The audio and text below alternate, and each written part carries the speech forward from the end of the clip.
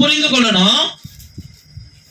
ஏசப்பா உங்களோடு பேசுகிற வார்த்தைக்கு முழுமையா செவி கொடுத்துட்டீங்கன்னா உங்க வாழ்க்கை எல்லாமே ஜெயமாய் மாறுன்றதுக்கு இந்த யோசுவா தான் அடையாளம். அதே இதுல 16வது வசனம் படிக்கல,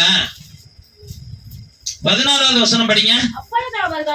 அப்பொழுது அவர்கள் யோசுவாவுக்கு பிரதியுத்தரமாக, நீர் எங்களுக்கு கட்டளை இடுகிறதை எல்லாம் செய்வோம், நீர் எங்களை அனுப்பும் இடமெங்கும் போவோம். அல்லேலூயா.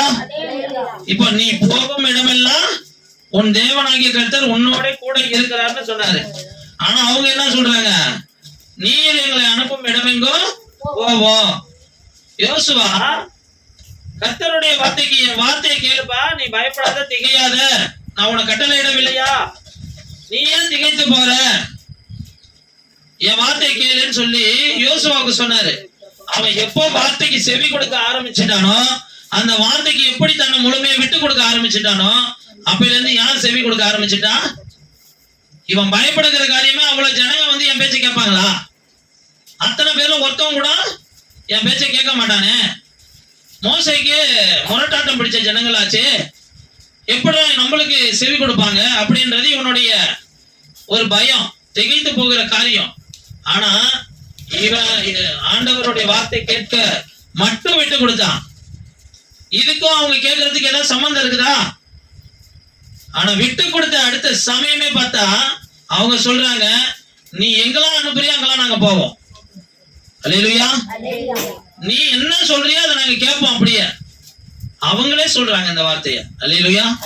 அப்போ ஆண்டவர் எப்படிதான் நம்மளை நடத்த விரும்புகிறார்னா, நீ சொன்னா மற்றவர்கள் கேட்கணும். அல்லேலூயா.